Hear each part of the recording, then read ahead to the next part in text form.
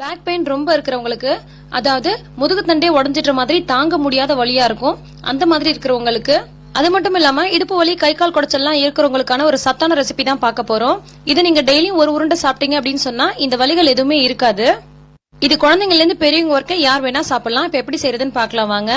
ஒரு பேன்ல ஒரே ஒரு ஸ்பூன் அளவுக்கு நெய் சேர்த்திருக்கேன். கூடவே ஒரு கப் அளவுக்கு ராகி மாவு, அதாவது கேவுரு மாவு இருக்கு இல்லையா, அது சேர்த்திருக்கேன். இப்ப நம்ம சேர்த்திருக்க மாவோட அளவு பாத்தீங்கன்னா ஒரு 200 கிராம் போல இருக்கும். இத நெய்யில மிதமான சூட்டுல நல்லா வறுத்து எடுத்துக்கோங்க. நல்ல வாசம் வரும், அது வரைக்கும் வறுத்து எடுத்துக்கோங்க. 2ல இருந்து 3 நிமிஷம் போல வறுத்தீங்கன்னா வாசம் வர ஆரம்பிக்கும். அந்த சமயத்துல நம்ம ஸ்டவ் ஆஃப் பண்ணிடலாம். இப்ப இந்த கேழ்வரகு மாவு நெய்யில வறுபட்டு நல்ல வாசம் வருது. இந்த சமயத்துல நான் ஸ்டவ் ஆஃப் பண்ணிட்டு இதை ஒரு மிக்ஸி ஜாருக்கு மாத்திர போறேன்.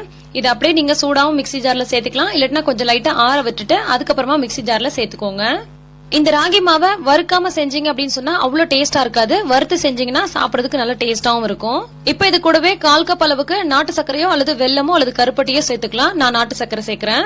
கூடவே 1/4 கப் அளவுக்கு பேரிச்சம்பழம் சேர்த்துக்கலாம். ஒரு 7-8 பேரிச்சம்பழம் சேர்த்தோம்னா சரியா இருக்கும். எந்த கப்பால ராகி மாவு சேர்க்கறீங்களோ அதே கப்பால சர்க்கரையும் பேரிச்சம்பழமும் சேர்த்துக்கோங்க. இப்ப 1/4 டீஸ்பூன் அளவுக்கு ஏலக்காய் பொடி சேர்த்துக்கலாம். ஏலக்காய் பொடி சேர்க்காமலும் செய்யலாம், சேர்த்தோம்னா ரொம்ப வாசனை மனமா சூப்பரா இருக்கும். இப்போ ஒரு பேன் அடுப்புல வச்சுட்டு 2 ஸ்பூன் அளவுக்கு நெய் சேர்த்திருக்கேன். நெய் உருகி வந்ததும் நட்ஸ் சேர்த்து வறுக்க போறோம். ஒரு கைப்பிடி அளவுக்கு வேர்க்கடலை சேர்த்திருக்கேன். 10-15 முந்திரி சேர்த்துக்கலாம். 5 பாதாம் சேர்த்திருக்கேன். ஒரு 10 போல பிஸ்தா சேர்த்திருக்கேன். இந்த நட்ஸ் எல்லாம் சேர்த்தே ஆகணும்ன்ற அவசியம் கிடையாது. உங்ககிட்ட என்ன நட்ஸ் இருக்கோ அதை மட்டும் நீங்க சேர்த்தாலே போதும். இப்ப வேர்க்கடலை மட்டும் தான் இருக்குதுன்னு சொன்னா அதை மட்டும் சேர்த்துக்கோங்க. வேர்க்கடலையில புரோட்டீன் சத்து ரொம்ப நிறைஞ்சிருக்கு. இப்ப முந்திரி மட்டும் தான் இருக்குதுன்னு சொன்னா முந்திரி மட்டும் சேர்த்துக்கலாம். சோ உங்ககிட்ட இருக்கிற நட்ஸை மட்டும் நீங்க சேர்த்துக்கிட்டாலே போதும். இதெல்லாம் சேர்த்துதான் செஞ்சாகணும் அப்படின்ற எந்த அவசியமும் கிடையாது. இது உங்களுக்கு ஆப்ஷனல் தான். இப்ப நல்லா வறுபட்டு வந்துருச்சு. மிதமான தீயில வச்சு தீஞ்சிடாம இந்த மாதிரி கலந்து விட்டுட்டே இருந்தீங்கன்னா இந்த மாதிரி பொன்னிறமா மாறி வரும். சோ இந்த சமயத்துல நம்ம எடுத்து இந்த வறுத்த நட்ஸை இந்த ஜார்க்குள்ளே சேர்த்துடலாம். வறுத்த நட்ஸ் எல்லாத்தையும் சேர்த்து கூட அரைச்சிக்கலாம். நான் பாதி நட்ஸ் இந்த மாதிரி எடுத்து வச்சிருக்கேன். இதை நம்ம கிரஷ் பண்ணிட்டு உருண்டை பிடிக்கும் போது சேர்த்தோம்னா பாக்குறதுக்கு நல்லா அழகா இருக்கும். அதனால வறுத்த நட்ஸ்ல இருந்து பாதி நட்ஸை தனியா எடுத்து வச்சுக்கிறேன்.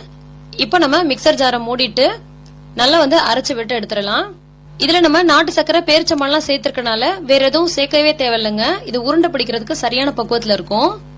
ஒருவேளை உங்களுக்கு உருண்டை பிடிக்க முடியாத மாதிரி ட்ரையா இருந்துச்சுன்னா கூட 2 பேரிச்சம்பழத்தை சேர்த்து அரைச்சுக்கோங்க. அப்ப உங்களுக்கு பெர்ஃபெக்ட்டா உருண்டை பிடிக்க வரும். இப்ப நம்ம உருண்டை பிடிக்க வருதான்னு பிடிச்சு பார்க்கலாம். ஒருவேளை உருண்டை பிடிக்க வரல அப்படின்னு சொன்னா கொஞ்சமா பேரிச்சம்பழத்தை சேர்த்துட்டு அரைச்சிக்கலாம். எனக்கு கரெக்டா இருக்குது. சோ இதே அளவுகளை நீங்களும் செஞ்சீங்கன்னா உங்களுக்கு பெர்ஃபெக்ட்டா உருண்டை பிடிக்க வரும். இப்ப நம்ம அரைச்ச பவுடரை ஒரு பவுலுக்கு மாத்திரலாம். இது கொஞ்சம் சூடா தாங்க இருக்கும். ஓரளவுக்கு சூடா இருக்கும் போதே உருண்டை பிடிச்சிருங்க, அப்பதான் ஈஸியா இருக்கும். இப்ப நம்ம வறுத்த நட்ஸ்ல இருந்து பாதி எடுத்து வச்சோம் இல்லையா, இதை சின்னதா உரல்ல போட்டு ஒன்னும் பாதியமா இடிச்சுக்கலாம். இந்த மாதிரி இடிச்சிட்டு இதை நம்ம உருண்டை பிடிக்க போற அந்த மாவு கூடயே சேர்த்து பிசைஞ்சிடலாம்.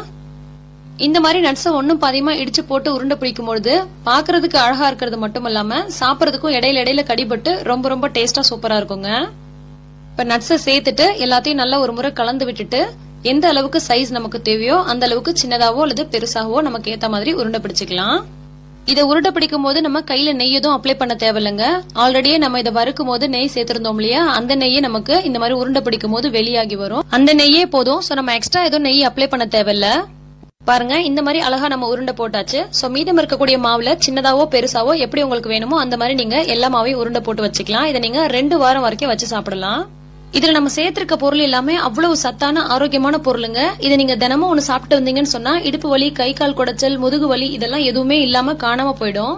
இதை குழந்தைங்கள்ல இருந்து பெரியவங்க வரைக்கும் யார் வேணா சாப்பிடலாம். சுகர் பேஷண்ட், பிபி பேஷண்ட் இப்படி யார் வேணா சாப்பிடலாம். இதுல முழுக்க சத்தான பொருள் மட்டும்தான் இருக்குது. அதே மாதிரி இதை நீங்க எந்த டைம்ல வேணா சாப்பிடலாம். காலையில சாப்பிடுறது ரொம்ப ரொம்ப நல்லது. இதை நீங்க குழந்தைங்க கொடுக்குறீங்க அப்படின்னு சொன்னா ஒரு நாளைக்கு 2-3 கூட கொடுக்கலாம். குழந்தைங்களோட எலும்பெல்லாம் இப்பல இருந்தே ரொம்ப நல்லா ஸ்ட்ராங்கா இருக்கும்.